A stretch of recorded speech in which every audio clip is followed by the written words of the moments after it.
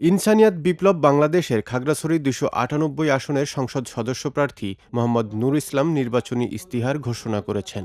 আজ সকাল 11:30টায় খাগড়াছড়ি প্রেস ক্লাবে আয়োজিত সংবাদ সম্মেলনে এ ইস্তিহার প্রকাশ করা হয়। ইস্তিহারে শান্তি, সম্প্রীতি ও টেকসই উন্নয়নের অঙ্গীকার তুলে ধরা হয়। পার পেয়ে যায়, সেটা মানুষের রাষ্ট্র নয়।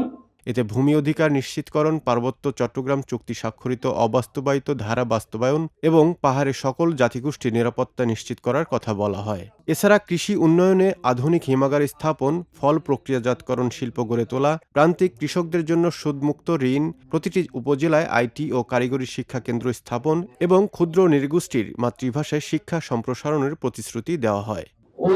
ধারা সমুদ্র রাখেন এবং সাজেক সহ দুর্গম সড়ক উন্নয়ন, পর্যটন কেন্দ্র উন্নয়ন, প্রত্যন্ত এলাকার উচ্চগতির ইন্টারনেট এবং খাগড়াছড়ি সদর হাসপাতাল আধুনিকায়নের কথাও ইস্তিহারে উল্লেখ করা হয়। সংবাদ সম্মেলনে দলের কেন্দ্রীয় ও স্থানীয় নেতাকর্মীরা উপস্থিত ছিলেন।